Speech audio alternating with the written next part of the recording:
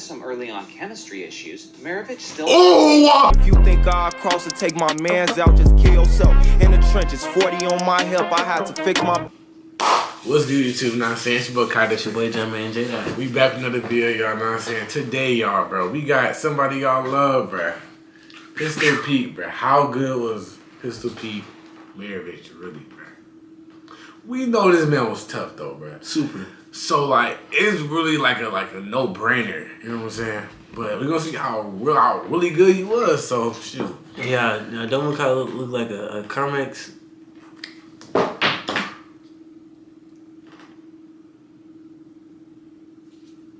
Make sure y'all like, comment, subscribe. Comment down below if you a munch. Video, bro. What you on, bro?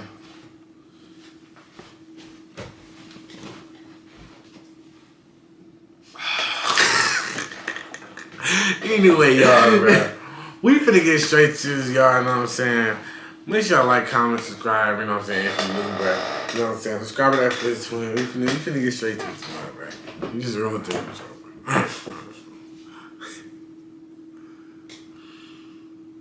Record. Like, you know you can do like the comments. Okay, bro. It was big, bro.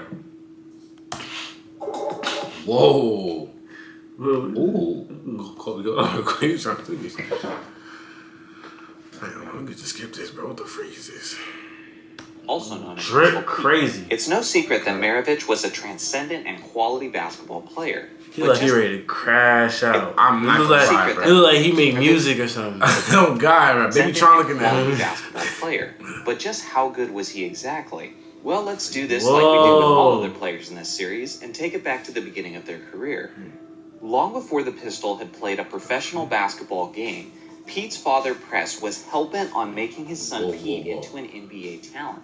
As a result, hard work and basketball obsession was very present in Pete's life from a very early age. It was evident as it led Pete to have arguably the greatest college basketball career of all time, as he averaged an absurd 44.2 points per game over his 3 years in Division I. That's so crazy. That's so crazy because he played 3 years in freaking college. 3 years. Averages 44. Average 44. That's so wild, bro. That's not even like real life stats, bro. What the freak? That's 2K stats. Oh God, you can't play 3 seasons in 2K. Oh God, like what, bro? Pete was obviously a hot commodity heading into his NBA career. The 6'5" shooting guard was drafted 3rd overall in the 1970 draft by the Atlanta Hawks. You would think that a player with that kind of collegiate career would then be greeted with optimism from his new NBA teammates, but that actually wasn't the case. You see, Pete had a very flashy style of basketball that was frowned upon at the time he was in the NBA. Well, he was way ahead of his All time. of his fast breaks, no-look passes, behind-the-back passes, and circus shots weren't embraced by many players and many teams within the league. Bro, let's look at your teammates, bro. The other star players on the Hawks were their point guard Lou Hudson and their center Walt Bellamy, who both had a very conservative style of play. Even with some early on chemistry issues, Maravich still... Oh, what the frick are you doing? What is going on? You know what's the click? Around like Doris hair. No, wait, what does it happen, bro? This is the freak. What did he just do? Bro, wait. I don't know what to think right now. That caught me off guard so crazy. You faked me out. And then... still found ways to be productive and excellent in his rookie campaign. As he averaged... Hold on. Go back. What is he talking about? We gotta listen to what he's saying, though. Hold on. My bad. I'm just lost. Wait. What else he saying? Wait, who he scored 23? Even What? with some early on chemistry issues, Maravich still found ways to be productive and excellent in his rookie campaign. As he averaged 23.2 points, 4.4 assists, and 3.7 rebounds on 45.8% shooting. It was an impressive debut that ultimately resulted in a first-round exit at the hands of the New York Knicks. As the years went on, Maravich's skills and production continued to improve. He was a genius on the fast break. He was a passing wizard.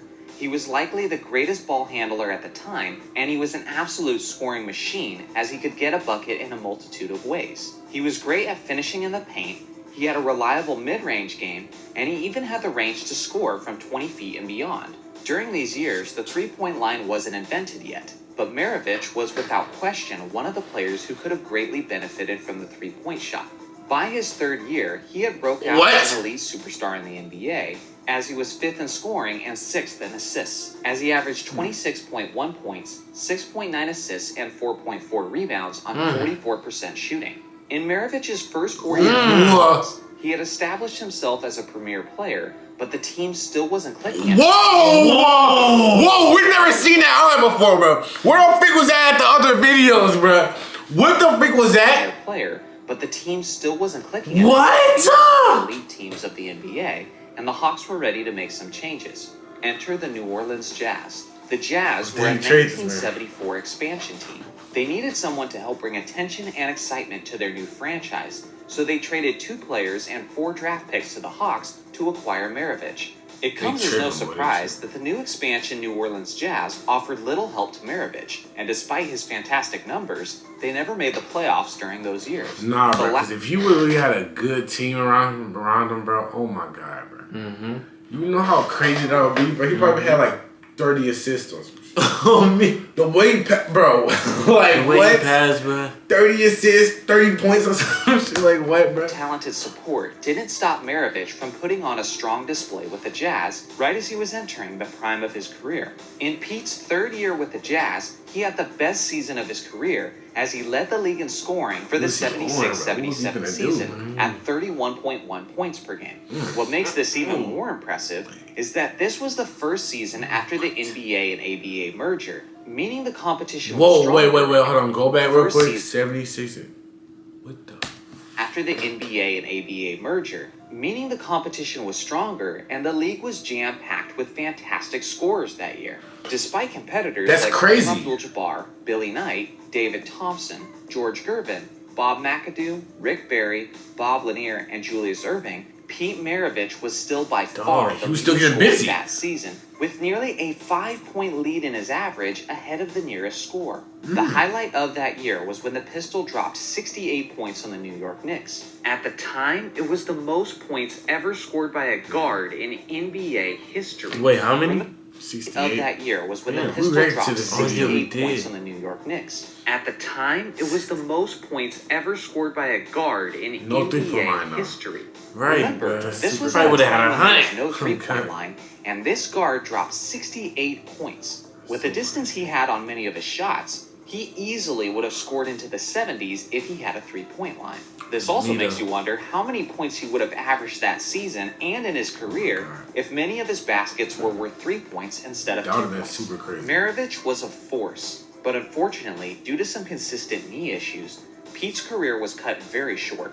With his scoring and assists, he should be much higher on the all-time list, but he only played 658 games throughout his career. That's essentially only 8 full seasons of basketball, yet despite that, he still had 5 All-Star appearances and made 4 All-NBA teams. His final season was at just 32 years old. It was the 1979-1980 season, which was the NBA's first. Bro, he really like Baby Tron right here, dog.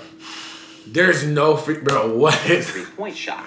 He was well past his prime at this point, and the knee issues were laboring him throughout the year and caused him to miss many games. Despite the sample size, he still made 10 of his 15 3-point attempts, which is a remarkable 66%. One can only wonder what his career percentage would have been if the 3-point shot had always been available to him. He played his final games coming off the bench as an offensive spark for the Boston Celtics, who were led by Larry Bird in his rookie campaign. For the Pistols' career, he averaged 24.2 points, 5.4 assists, 4.2 rebounds. Wait, just for what career? 24.2 points by Larry Bird in his rookie campaign. For the Pistols' career, he averaged 24.2 points, 5.4 assists, 4.2 rebounds, and 1.4 steals on 44% shooting. His 24.2 points per game average is the 18th highest career average in NBA history, and it's the 7th highest average by a guard.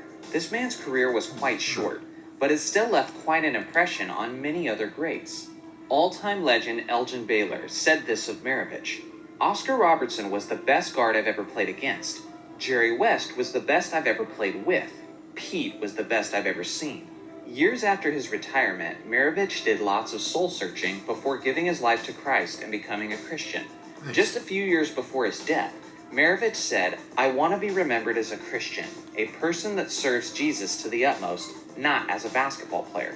And that brings us to January 5th, 1988, in Pasadena, California.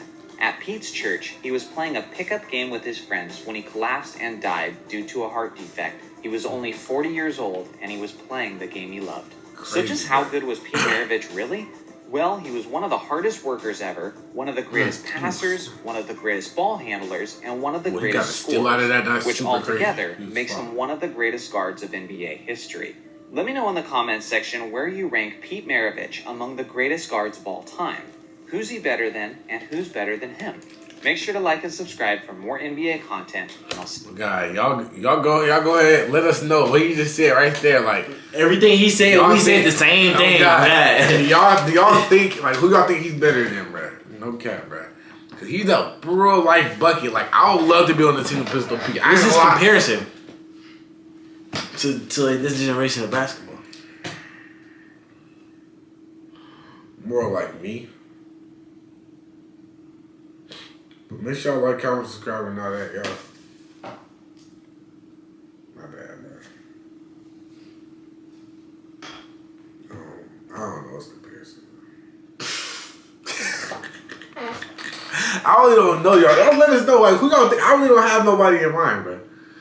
I don't have nobody in mind, honestly, bro. Thinking like, cause he just low key, like he low key different though, bro. Like it's no, cause he did rich freaking pass. Like who the freak is really like thinking of stuff like that though? I don't know, cause someone like bro, I don't know, bro. Like this man is just real different, bro. He don't care, bro. maybe Steve Nash. I don't know, bro. Probably. Steve Nash. I don't know. Y'all let me know. Oh God, bro. Cause we really don't know, bro. I ain't gonna care, bro. But shoot, that's the end of the video, y'all know what I'm saying. Make sure y'all like, comment, subscribe, and all that, bro. If you're new, bro, subscribe definitely. It's Twitch, you feel me? Comment on videos, some videos y'all want to see us to react to, bro. You know what I'm saying? We just out, bro. We just out, man. Belly trucks with semi-suck, La Harlem turn the city up, be wildin', don't get any. We block stars, they